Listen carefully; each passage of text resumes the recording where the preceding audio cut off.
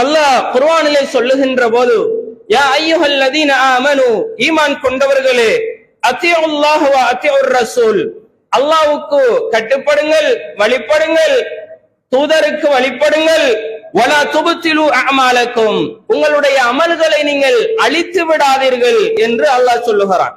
ஆக அல்லாஹ்வை எப்படி வணங்க வேண்டும் என்ற செய்தியினை இந்த வசனத்திலிருந்து எங்களுக்கு அல்லாஹ் சொல்லுகிறான். அல்லாஹ் சொல்லுவதை போல நபிகளார் சொல்லுவதை போல கற்றுத்தந்ததை போல வாழ்வதுதான் அல்லாஹ்வை வணங்குவது தோழர்களே. அப்படி அல்லாமல் நாங்கள் வாழ்ந்தால் எங்களுடைய அமல்கள் அழிந்துவிடும் என்ற செய்தியினை வலா துப்திலு அஅமாலக்கும் உங்களுடைய செயல்களை நீங்கள் உங்களுடைய அமல்களை அழித்து விடாதீர்கள் என்ற அந்த வசனத்திலிருந்து நாங்கள் புரிந்து கொள்ள முடிகிறது. எனவே நாங்கள் அல்லாஹ் சொன்னதை போல நபிகளார் சொன்னதை போல வாழுவோமாக இருந்தால் அது இபாதத் என்ற செய்தியினை நாங்கள் புரிந்து கொள்ள முடிகிறது. அல்லாஹ்வுடைய தூதர் ஸல்லல்லாஹு அலைஹி வஸல்லம் அவர்கள் சொல்லுகிறார்கள், மன் அமில அமலன் லைஸ அலைஹி அம்ருனா ஃபஹுவ ரத்துன் எங்களுடைய ஏவலில் எங்களுடைய மார்க்கத்தில் இல்லாத ஒரு செயலை யார் செய்கிறாரோ ஃபஹுவ ரத்துன் அது நிராகரிக்கப்படும் என்று நபிகளார் சொல்லுகிறார்கள்.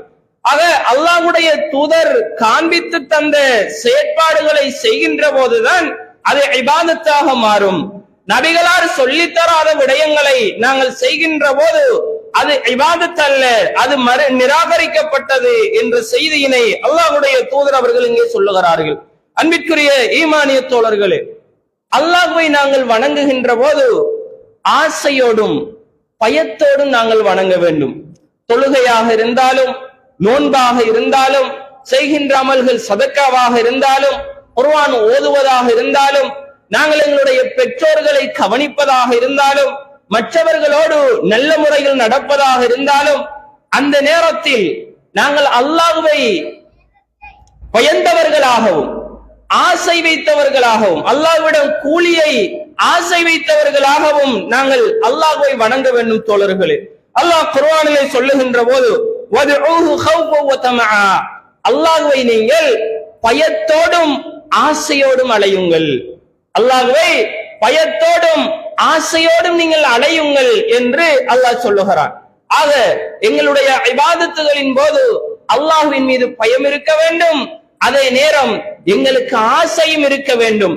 சுவனத்தின் மீது ஆசை, அல்லாஹ் தருகின்ற கூலிகள் மீது ஆசை, நாளை மறுமையில் என்னுடைய ரப்பை நன்மை சம்பாதித்து என்னுடைய ரப்புவுக்கு பிடித்தமான அடியானாக சந்திக்க வேண்டும் என்ற ஆசை, இந்த ஆசையோடு அல்லாஹ்வை நாங்கள் அழைக்க வேண்டும் என்ற செய்தியினை இங்கே இறைவன் குர்ஆனிலே சொல்லி தருகிறான்.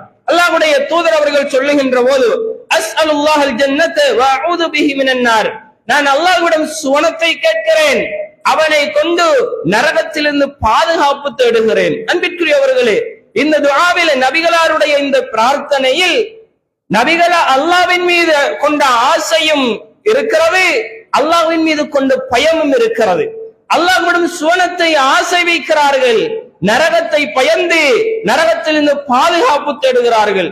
எனவே நபிகளாருடைய இந்த பிரார்த்தனை எங்களுக்கு சொல்லித் தருவது எங்களுடைய இபாதத்துகளில் நாங்கள் ஆசையும் இருக்க வேண்டும் பயமும் இருக்க வேண்டும் என்ற செய்தியினை இங்கே புரிந்து கொள்ள முடிகிறது.